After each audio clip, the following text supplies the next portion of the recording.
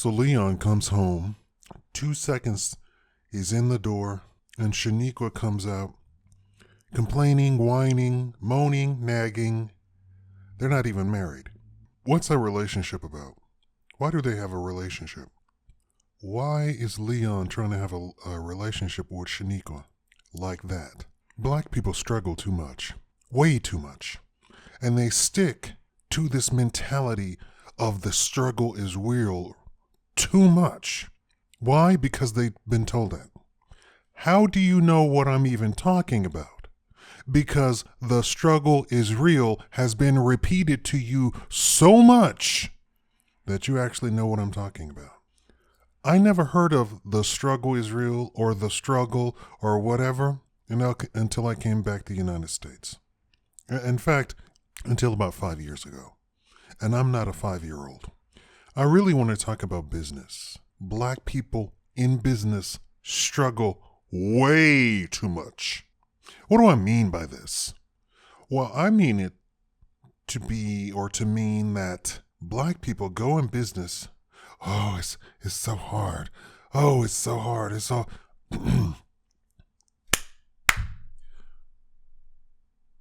Let me say this. When you're in business, it's supposed to be a win-win situation. It's supposed to be a win all the way around. If you're doing business to business, it's supposed to be win-win. If you're supposed to be doing it business to client, it's supposed to be a win all the way around. Win-win. If you have employees, it's supposed to be a win all the way around. You're winning, the employee's winning, everybody's happy. But not black people in business. For black people, it's a struggle. I'm not saying it is a struggle, but I'm saying their mentality is it is a struggle. Oh, it's so hard. Do you know how hard it was for me to go into... Don't nobody care. You're a grown person. Life is not easy. It's not supposed to be easy. If it were that easy, everybody would be a billionaire. So you have a black person in business with this struggle mentality, and they turn their business into a struggle business. When I do marketing for all of my other businesses, all I do is encouraging. All I do is cheerlead. All I do is accentuate the positive. Hi, I'm Kevin, a freight broker. I'm here to help you grow your business. Are you trying to transport? Do you not have trucks of your own? Don't worry, put it into my hands.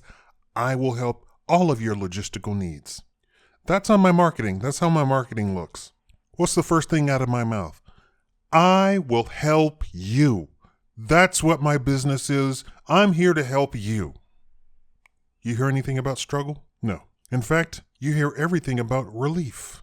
Relief. Relationship is supposed to be about relief. But black people have been taught struggle, struggle, struggle so much that relationships are struggle, struggle, struggle. And that's all you hear about relationships, period. Oh, marriage is hard. Marriage is work. Marriage is not hard. Marriage is not work. You friggin' married the wrong person. You got into a relationship with the wrong person. The first time that she says, where have you been? That's the time that you leave. Pack up, leave. Or you pack her stuff and tell her to get out. That's not what she's there for. I don't know who told you that that's what a relationship is. That is not a relationship. And don't say, well, if I did that, I'd be single. We'll be single and happy. And if push comes to shove, you can find a lady for the evening. Let's be realistic here. I'm a practical man. I'm going to tell you the truth. You know what I'm talking about. If your relationship is a struggle, get out of the relationship. If you have a business and all you do is struggle, struggle, struggle, you're in the wrong business. This is not suited for you. And probably the real struggle is you didn't sit down and plan a damn thing. Nothing. I want all of you who frequent a black business, I want you to ask them, before opening your doors, did you have a business plan? And did you have a business model? Do you have a marketing budget? I guarantee you these struggling black businesses had none of that. Do they have a 5-year goal? Do they have a 10-year plan? Do they have a 30-year plan? Is their business scalable? No, they're just opening doors. And they don't encourage their employees. Do they know what employee morale is? No, they don't? Go look it up. Why are you in business? Why are you hiring people if you don't know what employee morale is? Why did Ford become so successful? Because employee morale was so important to him that his employees were the biggest purchasers of his cars. His employees. That is an in-house guarantee of success. I went to a grocery store and I spoke to some black employees, and I asked them, did they buy the stuff in the store? And they said no. Not only did they say no, they said no in the sort of attitude of I would never buy anything here. Now, what does that say about the store, right? And I'm the customer. What does that say? And that's just not recent. I've always asked that. Do you buy the stuff here? Do you eat here? I would never eat here. Never. I would never buy this. I would never. Absolutely not. Or even worse, I can't afford anything in the store. I'm not saying you need to pay your employees $40,000 a year and hand out free designer shirts, but they can't afford anything in the store? Nothing? Ford paid his people so much that they could afford everything in the store. And that also meant that he kept his prices low enough so that his employees could purchase cars. Black people struggle way too much, especially in business. I just do not understand it. There's not an encouraging word anywhere. Why in the heck would you hire somebody and then treat them? And here, this all goes back to black people do not recognize class. Black people, the whole struggle black people stuff, the whole struggle mentality is that we're all in this together. We're not all in this together.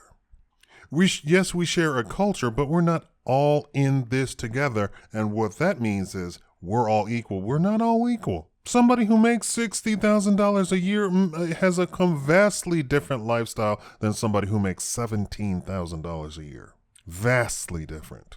Dave Chappelle even said that after denouncing his $500 million offer to continue doing his show on Comedy Central. He says, what does money afford you? Money affords you the ability to not just survive, but to be able to enjoy anything that you want.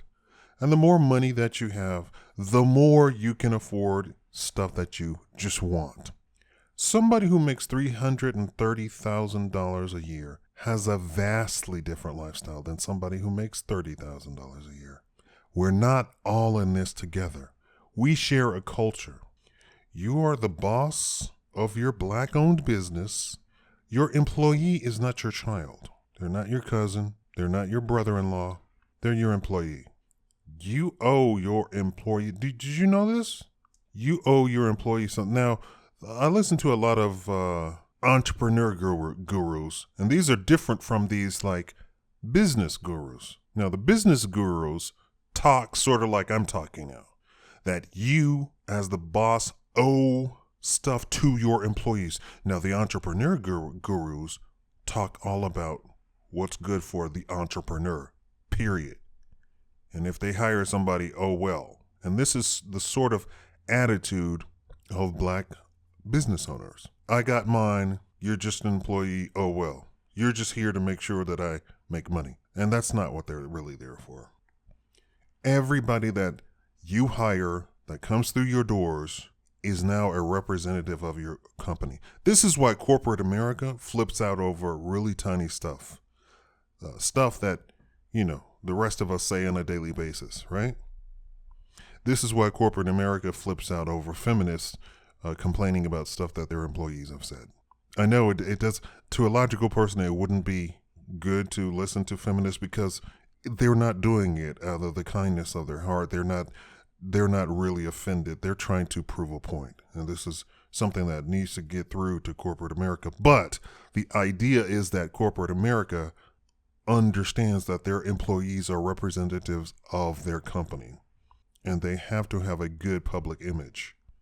Listening to feminists is the wrong thing to do, because that'll actually lose you customers and clientele, But corporate America doesn't see a difference between feminism and an actual customer who's actually complaining about something real. Black people, you need to be encouraging. Thank you for watching the Shakaama Show.